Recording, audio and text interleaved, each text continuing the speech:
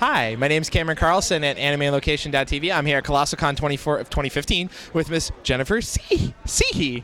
Hi, Cameron. How you doing today? My voice cracked. So how you been doing? I'm great. We just got here to Colossalcon, and we're having a great time thus far. Alrighty, so how did you get started in the world of entertainment? Well, I guess at a young age, I liked singing, and I just got involved in a children's musical theater back in San Jose, California, and that kind of started the whole journey of my musical career. I say I was born in Walnut Creek, so I'm Yay! That's not too far. That's not too far. I say I'm a golden bear, so it's all good. Now, Broadway is a very unique form of theater. How did you know that this is where you wanted to start your career in the acting and performing arts? Okay, well, back in the 70s, Annie, the show Annie on Broadway had come out, and again, when I was performing in the San Jose Children's Musical Theater, the director had taken 10 girls that he thought were really great, young girls. I was only like 9 at the time. Had taken 10 girls to audition for it, and I got chosen to be Pepper in the national tour of Annie in 1978. I've just given away my age now, so I can't try to fake that one. No, it says in your bio that you've had the chance to perform at the legendary Hollywood Bowl. How is it like performing there? I've actually been there once and just driven by it, and it looked really like a really great place to perform at. So how was it performing there? Well, it's one of the most acoustically sound, beautiful places to hear music. That's what's so kind of iconic about the Hollywood Bowl. And Jerry Goldsmith, if you know who he is, he rests in peace. Jerry Goldsmith, he died a couple years ago. He's a famous composer, and he conducted the music for a big show we did for Disney for the show Mulan when it came out. Mulan, you guys remember that one? One of Disney's biggest, not as big as some of the other Little Mermaid and stuff, but it was a big show. Right. And so they hired a bunch of singers in L.A., and we performed at the Hollywood Bowl. It was a huge thrill and one of those kind of bucket list performing moments. I say that was 1998, I believe, was when the film came out. Yeah. The Mulan movie? Yeah. It was right around, 98, 99, 2000, somewhere in there. Yeah. So as a singer, who inspired you the most in your passion for singing and performance? What inspired you to go forward and continue to keep singing? Wow. Okay, that's a crazy question. So when I was growing up, we didn't have all these amazing R&B singers like we do now, like Adele and Whitney Houston was a big singer back then, but we didn't have a Christina Aguilera. But I actually grew up listening to Barbra Streisand and the Carpenters.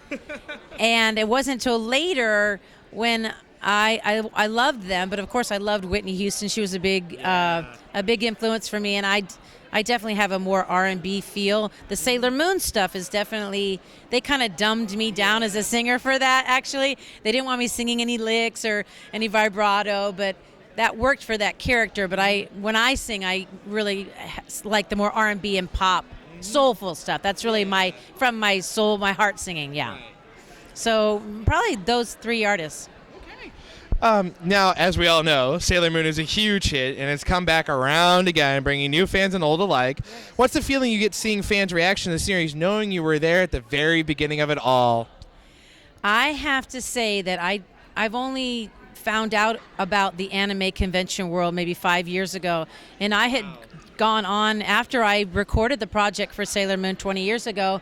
I kind of went on in my career and did all these other really cool shows in Broadway and singing background for Donna Summer and all this stuff. So I didn't know that Sailor Moon was all of this. I had no clue until a sound man came up to me one day and he said, "Jennifer, I Googled your name and you're the singing voice of Sailor Moon." I said, "Oh yeah, I did that project like 20 years ago." He goes, "Do you know what you're missing out on?" And he got me started knowing what the anime people didn't know I was still alive or still singing, not that I'm at 90, but that was 20 years ago. They didn't know I was still out there in the world doing my singing. And so then I got plugged in, and here I am today, and I'm just grateful and humbled by the fans and how much they're affected by these songs that are 20 years old. I'm amazed. I say I grew up watching Sailor Moon. I'm 27, so I grew up watching Sailor Moon. I could be your mom, I think. And the thing is, in my head, I'm singing the song right now as I'm talking to you. Okay. So, and again, as we continue to talk about the show, why do you think it just got so popular with anime fans in general? Like I said, I'm not your stereotypical guy that would probably watch Sailor Moon, but I did, and it grabbed me, and it holded me, 3 to 4 to almost 5 seasons. They just didn't get the 5th one out here in America, but it just got you to be really involved, and it kind of changed, I think, the perception of what an anime fan was. So why do you personally think it was such a big hit? Well, I think it was one of the first ones that came out. Sailor Moon was one of the first main ones with like Dragon Ball Z and all that stuff. We didn't have a lot to choose from, 20 years ago. And even when it came out on the networks, it didn't do well right away. They pulled it off, and then it came back on Toonami and all that. I think that Sailor Moon is just a sassy young girl that really wants to do the best for her friends and young girls, and even, a tuxedo mask and all that.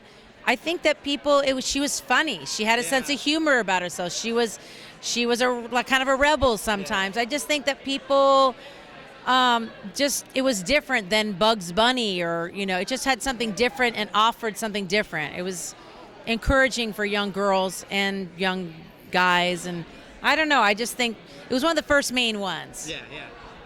Because I have a friend who actually does the whole Sailor family. Him and his daughter and his wife all dress up as the Sailor family. Oh my gosh, I've seen one of those before. We met one back in Nashville at a different con, and it was just so cute seeing them. They had the baby dressed up, the mom and the dad. It was really cute. I'm amazed at people's costumes and how much time and effort and money they spend and how creative they are. It's so amazing that this animation world brings so much creativity to young people, old people. It doesn't matter what age, size, color, nothing. There's a place for everybody here.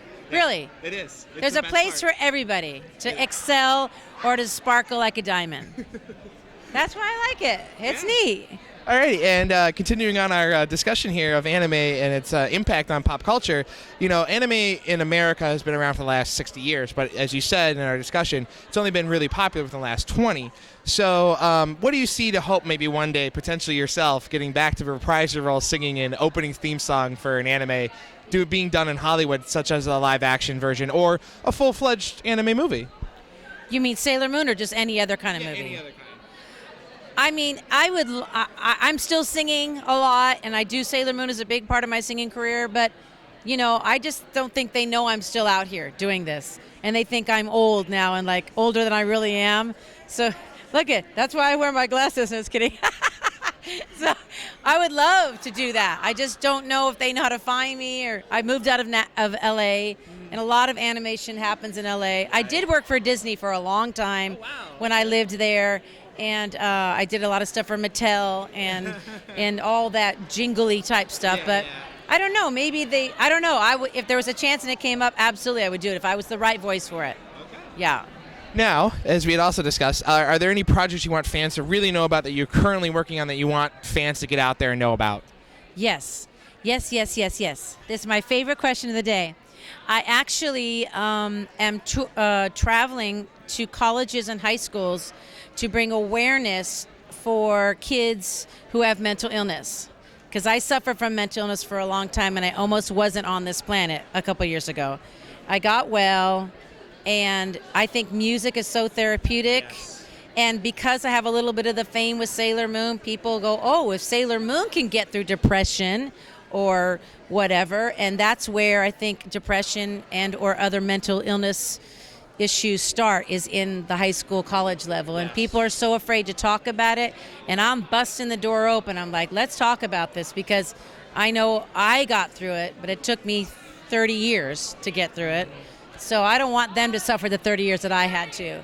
So I'm doing a big campaign and actually using music to speak about that, to let people know that mental illness doesn't mean you belong in a mental hospital and you're chained to a bed. Because, like the old movies, One Flew Over Cuckoo's Nest, it's not, people have a strange, scary thought about what depression or bipolar or schizophrenia is, and it's not scary. We can handle it and deal with it if we just educate each other. So that's my big project now that I do when I'm not doing Sailor Moon. Well, thank you so much for sharing that awareness for us and bringing that to us. We know several of our friends that would love to have a chance to talk to you. Absolutely. Yes. Now, all ears. now, as we've discussed, is there any way you, for fans to keep up with you online so that they can continue to know about your work? Is there any way we can keep up with you online? Yes, I have a Twitter account, Jennifer Cihi, just my name. I also have a Facebook, Jennifer Cihi Singer, so they can, friend me there or, add me or however you do all that. So I have a Twitter account and a Facebook account, 2 Facebook accounts, but Jennifer Cihi Singer is the one they should go to, not just Jennifer Cihi. It gets confusing. Either way, you'll get in there. And do you have a final message you would love to pass along to all the wonderful fans that have kept up with you for these last 20 years, listening to the theme song that's still in my head this moment? Oh gosh, yes. I just want to say that it's very humbling for me to know that the Sailor Moon songs that were simplistically written 20 years ago are still helping girls, boys, and young and old people. They still get the message and they still really appreciate the music. So I would like to say thank you. Thank you to all the fans, and thank you for allowing me to come here and perform for them. Well, thank you so much for talking with us, Jennifer. Thank you so much. It's been a pleasure. Thank you. Thank you. Thank you.